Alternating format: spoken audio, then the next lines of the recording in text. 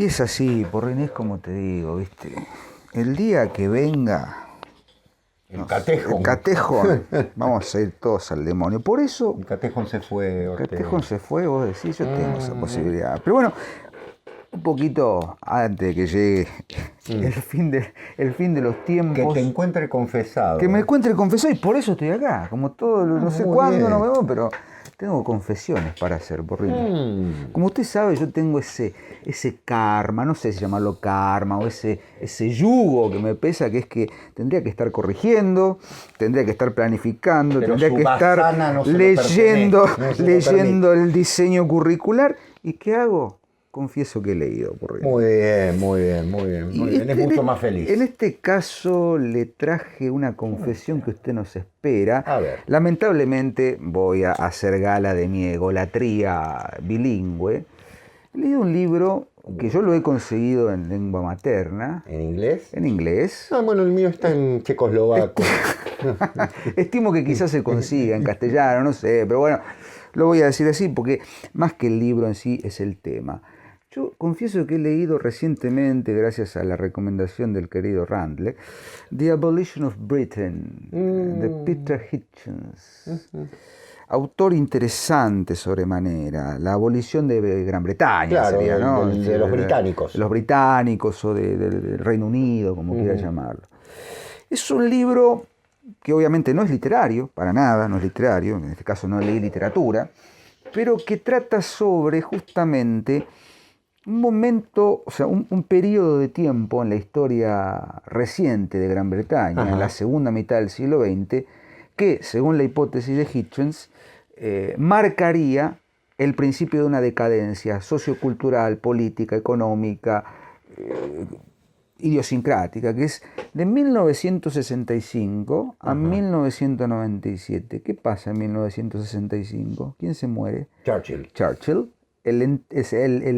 Las exequias, digamos, el funeral de Churchill y el funeral de Lady Diana, princesa de Diana Spencer, the Princess of the People, ¿no? La princesa del pueblo. Entonces lo que plantea Hitchens es muy interesante, sobre todo el primer capítulo, The Warrior and the Victim, ¿no? El guerrero y la víctima.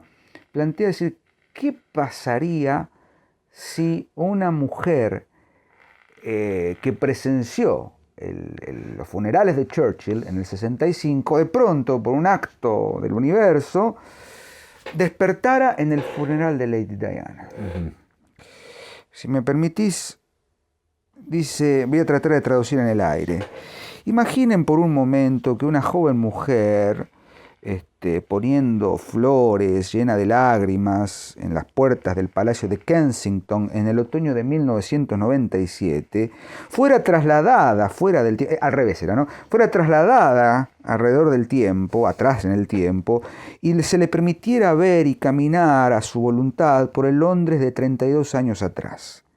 Imaginen cuánto se hubiese asombrado, qué poco habría encontrado lo que ella conocía también a su mirada, los sonidos, lo que tocaba, el tacto, el olor, reuniéndose en la línea de mourners, es como decirlo, los sufrientes, los llorantes, esperando en la fila mientras pasaba el ataúd de Churchill en Westminster.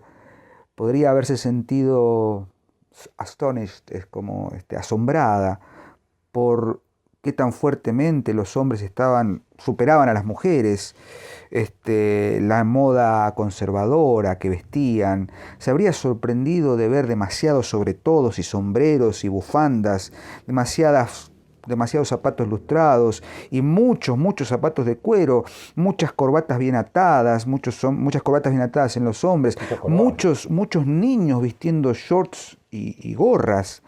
Habría escuchado conversaciones y se habría notado la ausencia de palabras con insultos, los acentos más bien cerrados de la clase media que no existían en ese momento, una lengua más coterránea de la clase trabajadora de Londres, mucho más rica en su contenido, mucho más lenta y mucho más juguetona que las del estuario del sur de Inglaterra o de Londres en su propio tiempo. Bueno, esto, perdónenme la traducción así en el voleo, Pero lo que plantea Hitchens en este libro, yo lo tengo en ebook, es, a partir de esa idea, ¿qué hubiese pasado si una mujer joven de 20, 30 años, claro, que viaja del velorio de Diana en 1997, 32 años después, se había encontrado un mundo distinto?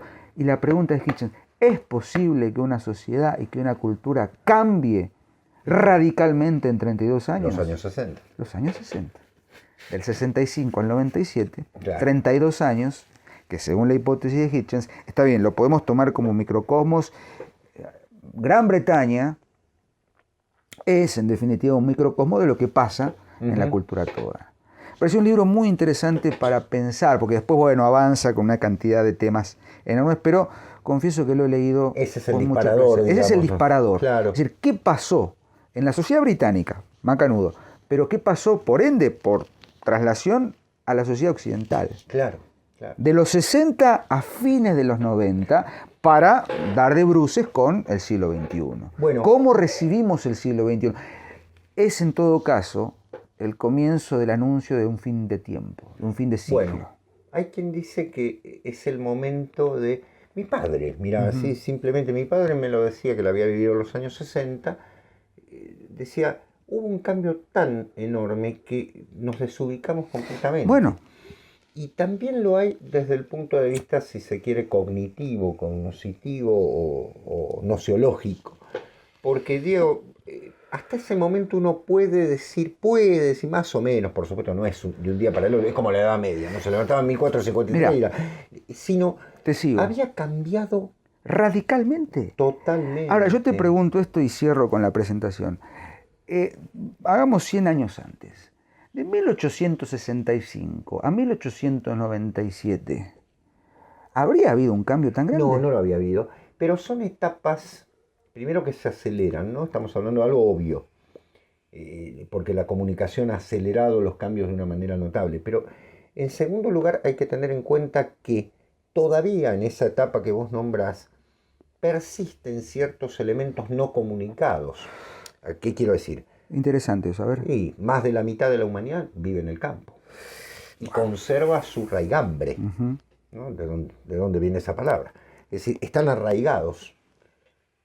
Al quitarnos las raíces, somos árboles secos. Es decir, entonces, bueno, ya está.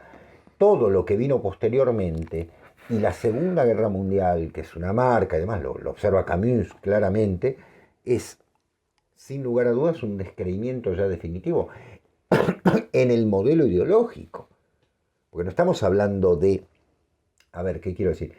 Yo creo que 1968, el Mayo francés, tiene una importancia supina sobre la parte de lo que significa el cambio ya directamente nociológico de la humanidad. Es decir, triunfa, de hecho, la gran persecuta a Paul Ricoeur, por poner por caso. Es decir, los modelos modernos se mueren. Por eso hablamos de una posmodernidad que cuernos es. Bueno, es Bueno, no lo leíste, te lo recomiendo. Perfecto. Espero conseguir una traducción. Peter Hitchens, The Abolition of Britain, o La Abolición de Gran Bretaña. Un libro que he leído con mucho placer. Y con un poco de... Bueno, mira qué casualidad, porque yo voy a hablar de un autor inglés. Pero no, esto no está guionado. No. Yo te voy a hablar de... Eso es lo bueno, hay que decirlo. Yo no sé lo que vos me vas a conocer y vos no sabes lo que yo te voy a No, por conocer. eso estamos hablando en el aire. Yo te voy a hablar de William Hope Hodgson. El autor de The House on the Borderland. O sea, La casa en el confín del mundo. Novela... Hodgson vivió, tengo anotado algunas cosas por las fechas, ¿no? 1877, 1918, no muere en la guerra, no, simplemente muere por una cuestión natural, a los 41 años, muy joven. Y es el gran antecedente reconocido de Lovecraft. Mirá, sí, ahora que lo mencionas, sí, Hodgson. Bueno, La casa, yo te lo recomiendo leer, Diego, y es más, como verás, no lo tengo acá porque lo leí en el ebook también. Estamos muy posmos en los dos. Pero hay que usar las armas del enemigo. Obviamente. No, el ebook es una maravilla. La novela, primero que es una novela no muy extensa, es fácil de leer, está muy bien escrita, muy bien escrita. Yo la leí en castellano, por supuesto. Y narra lo siguiente, es una novela de terror. Ajá. de terror cósmico. Claro. Sí, es un antecedente de Lovecraft muy enorme. En el que te va a gustar el lugar incluso, en el que dos paseantes, por decirlo de una manera, se van a Crichton, que es ni más ni menos que una isla en el oeste de Irlanda. Ay, qué lindo, ya me gustó. Una isla que tiene lo suyo, ¿no? Porque, bueno, no sé si iría. En fin, yo sí iría. Usted iría, perfecto. Sí, usted es un... Con un Jameson bajo el brazo iría. Listo, al fin del perfectamente. Mundo. Muy bien. Es una isla que tiene un grupo de pescadores y demás, porque está ahí. Y hay una casa abandonada, como usted se imaginará, en una especie de acantilado y demás.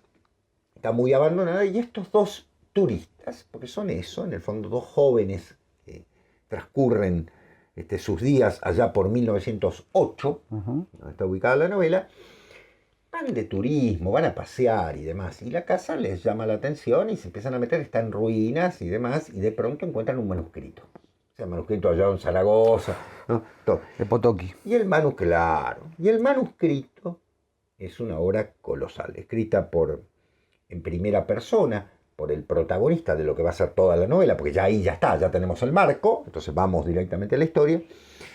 Este buen señor escribe muy grande, a los 80 años, sus memorias en torno a lo que pasó allí.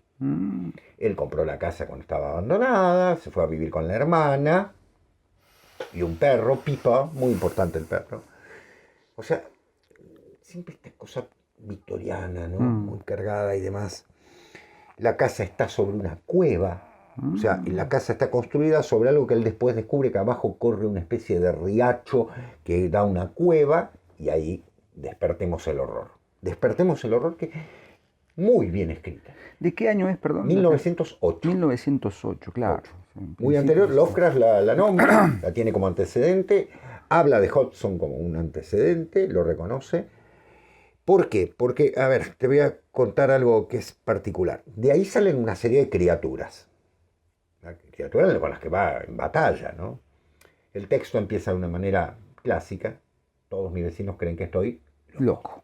Obviamente. Magnífico. Totalmente, ¿no? Y la novela es descubierta en 1877, perdón, no la novela, el manuscrito, en 1877, año de nacimiento de Hodgson. O sea, él juega con también estas cosas. Ahora bien, este personaje con Piper, con el perro se asusta ante ciertas cosas.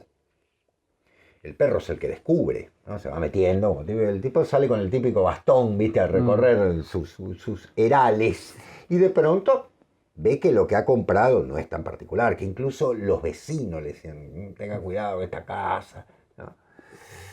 Con lo cual vive en una comunidad totalmente aislada, donde van a salir unos seres particulares, pero acá viene lo original, lo absolutamente original de la novela. ¿En torno de qué? Hay un viaje astral. Sí, señor. O sea, ¿qué ocurre? Que logra ver los eones, logra ver la creación. Ahí, claro, vamos al terror cósmico más ómnimo. Está tan bien narrado, Diego, tan bien narrado, que desde algún punto de vista uno comprende que el viaje en el tiempo que hizo se va a reflejar en su vida. Imagínate, viajó en el tiempo, cuando vuelve, ¿qué encuentra? Piper, pobrecillo. El relato sobre Piper es muy importante en ese sentido. Vaya esto para estos directorzuchos de ciencia ficción como Christopher Nolan. Bueno, no voy a extenderme en esto. Exactamente. Ahora, esos seres de alguna manera inclasificables que aparecen allí y demás, que son lo monstruoso y todo esto, lo exterior, lo que siempre decimos, la otra parte y demás, ¿qué conllevan? Eso es lo interesante. ¿Por qué? Porque vos me decís, ¿qué tiene que ver un viaje astral con los seres nocturnos? ¿Qué mundos hay? Bueno, eso es La casa en el confín de la tierra, o mejor dicho, The House on the Borderland, que me pareció realmente una novela exquisita, muy bien escrita, muy fácil de leer, muy llevadera, con una estructura clásica, totalmente relato enmarcado, ¿no? Y con la particularidad del terror que por momentos es espeluznante, sobre todo porque afecta a los personajes, a la hermana no te digo cómo, de una manera notable, la típica histeria, ¿no? Te imaginarás, y a él, que en realidad es un héroe, porque está enfrentando una cosa monstruosa. El héroe siempre tiene que enfrentarse a lo monstruoso, ¿no? Siempre tiene que salir a lo monstruoso. Bueno, nos hemos confesado, Porrino. Muy bien. Es hora de absolvernos. In nomine Patri et Filii et Spiritus Sancti. Lo bueno seguiremos de todo pecando. Seguiremos pecando, no. Seguiremos leyendo. Seguiremos leyendo, muy bien. Que es una forma del pecado, ¿eh?